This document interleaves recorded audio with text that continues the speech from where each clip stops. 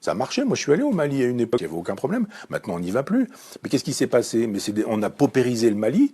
On a fait venir plein de Maliens. Le Mali est devenu pauvrissime. On a continué à exploiter les sous-sols justement pour avoir les matériaux rares qui nous permettent aujourd'hui de faire des voitures prétendument écologiques. C'est-à-dire les voitures hybrides qui fonctionnent aujourd'hui à l'électricité fonctionnent à l'électricité nucléaire.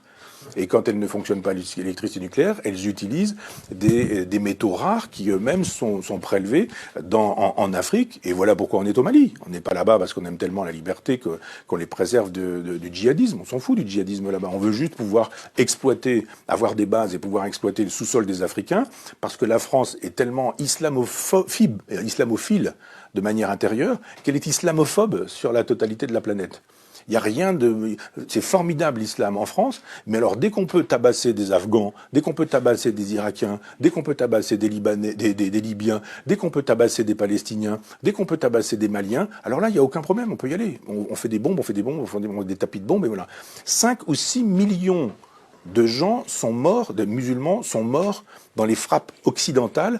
Pour quelle raison? Parce qu'on vend des armes. Complexe militaro-industriel, possibilité pour les gens qui fabriquent des bombes, des avions à réaction, etc., de dire il n'y a pas de problème. Et après, on fait quoi?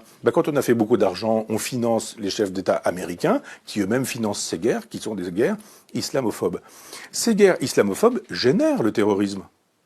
Le terrorisme, il tombe pas du ciel. Voilà des gens à qui on a dit, vous aviez un pays, vous aviez un chef. Ce chef, c'était Adolf Hitler. On détruit votre pays et en même temps, on installe la terreur au quotidien. Que font ces gens-là? Ils arrivent en Occident, ils ont perdu leur famille, ils ont perdu des membres de leur famille, ils ont perdu leur boulot, leur dignité, leur pouvoir d'achat, leur langue, leur culture, leur tradition, leur nourriture. Ils ont perdu tout ça. Ce sont comme des animaux en cage et on leur dit voilà, vous avez la liberté, ils sont là, etc. Mais il y a des gens qui deviennent paumés et qui peuvent se faire endoctriner par l'islam politique parce que d'un seul coup, c'est un horizon. Parce que c'est une hypothèse. Si on vous dit, mais vous vivez dans un endroit qui vous déteste, ils sont tous racistes, votre pays, vous n'y êtes plus, vous n'y allez pas, vous n'y retournez pas, puis vous faites quoi? Vous avez un pays qui s'appelle l'islam. Votre pays, c'est l'islam, c'est l'Oumma.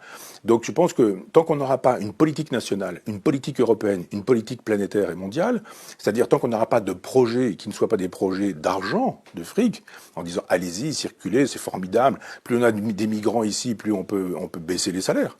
Évidemment, vous avez des gens, ils viennent du Mali, ils n'ont pas de papier, et ils viennent dire, mais moi, si vous voulez, je vous fais la plonge. Et on leur dit, d'accord, pas de problème, tu me fais la plonge, mais en même temps, pas de papier, pas de truc, je te donne un petit peu d'argent, pas de retraite, pas de sécurité sociale, les sans-papiers trouvent des petits boulots comme ça, et en même temps, quelqu'un qui arrive et qui dit, mais non, mais moi, je veux un salaire, je veux des vacances, je veux une retraite, etc. On dit, mais qu'est-ce que vous imaginez? Donc, si vous ne voulez pas ce boulot-là, il y en a 200 qui attendent, là. Donc, l'immigration telle qu'elle est pratiquée aujourd'hui, elle fait le jeu du capitalisme planétaire. C'est formidable, l'immigration. Et c'est pas étonnant si le MEDEF est pour, si la droite libérale, la gauche libérale sont pour, et qu'en même temps on dit venez, venez, venez, ça fait une main d'œuvre pas chère du tout, et en même temps on vous humilie, on vous exploite, on vous méprise. On va vous mettre dans des cages à lapins, on va laisser vos gamins dans les caves, il va falloir faire du trafic de hashish pour vivre, de cocaïne, de drogue, etc. Et puis on ferme les yeux là-dessus. Territoire perdu de la République, aucun problème. Tout ça rend possible le business. Ça rend possible le business. L'immigration est une chose qu'on ne doit pas laisser aller en disant venez quand vous voudrez, puisqu'on sait très bien que dans ces cas-là, c'est la loi de la jungle. L'immigration, c'est quelque chose qui doit être voulu entre un État, entre un continent, donc la France, l'Europe, et puis entre d'autres pays avec lesquels on passe des accords de coopération. Il faut qu'il y ait des universités au Mali, il faut qu'il y ait des hôpitaux au Mali, il faut qu'il y ait des routes, des autoroutes, il faut qu'il y ait des centrales électriques, il faut qu'il y ait des possibilités d'avoir, je sais pas quoi, des garages, des voitures, des écoles, etc.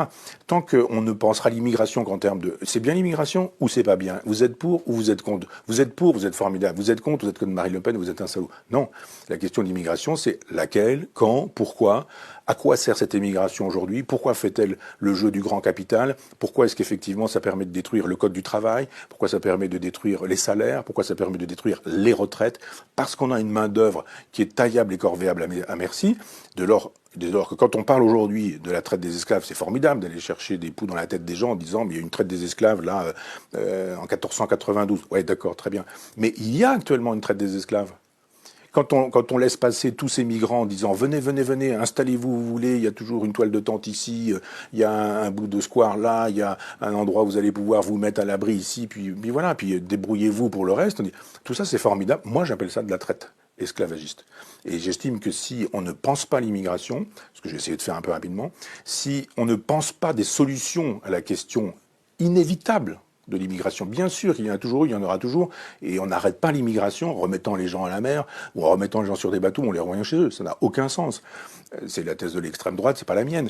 Mais c'est juste de dire quelle politique de l'immigration pouvons-nous avoir qui serait une politique de civilisation. On est en train de détruire les civilisations. Moi, j'adore l'art africain, je collectionne un peu d'art africain. Je suis curieux de ces civilisations-là. Que sont-elles devenues ? Que sont-elles devenues? La civilisation, c'est quoi pour ces gens-là? On a détruit leur peuple, leur langue, leurs coutumes, leur façon de s'habiller. Ils sont tous avec des Nike, des machins, des téléphones portables, etc. On dit, mais c'est ça que vous voulez, un grand marché planétaire? Avec des gamins qui sont des consuméristes, des gamins pour lesquels l'horizon indépassable, c'est le grand magasin dans lequel on peut acheter, le supermarché dans lequel on peut acheter des choses, des objets, des biens avec lesquels on peut pouvoir frimer, montrer que, etc., etc. Mais quand vous regardez la sagesse africaine, on l'a pillée, on l'a massacrée. C'était une sagesse extraordinaire, une sagesse panthéiste, de rapport à la nature, au temps, aux éléments, à la nuit, au jour, aux étoiles. Moi, j'ai adoré en Mauritanie entendre des conteurs me raconter des choses alors que on avait l'impression sur le toit d'une maison qu'il suffisait de tendre le bras pour décrocher des étoiles. Et on se dit, mais qu'a-t-on fait de la civilisation malienne, mauritanienne? Ah bah, quand il s'agit d'avoir 3 statues au Quai Branly, c'est formidable, les arts africains, les arts premiers, ça c'est formidable. Mais quand il s'agit de dire qu'avez-vous fait de ces civilisations que vous continuez de détruire? L'immigration sauvage et libérale, comme elle est pratiquée, est un génocide de civilisation. On tue les civilisations. Mais le grand marché planétaire qui veut un gouvernement planétaire et qui ne veut que des individus qui consomment, quelle que soit leur religion et leur couleur de peau, a intérêt à dire traversez la Méditerranée, pas de problème, venez chez nous, vous allez vider nos poubelles, vous allez utiliser les services sociaux, vous allez vous entasser dans des cages d'immeubles où ça va sentir les urines de chiens, de chats, de pisse, d'humains même, et ce genre de choses. C'est ça qu'on vous propose, vous allez vivre ici, c'est très bien, vous allez voir, avec des dealers qui font régner la loi. C'est ça qu'on veut. C'est pas l'idée que je me fais de la France, c'est pas l'idée non plus que je me fais de l'hospitalité.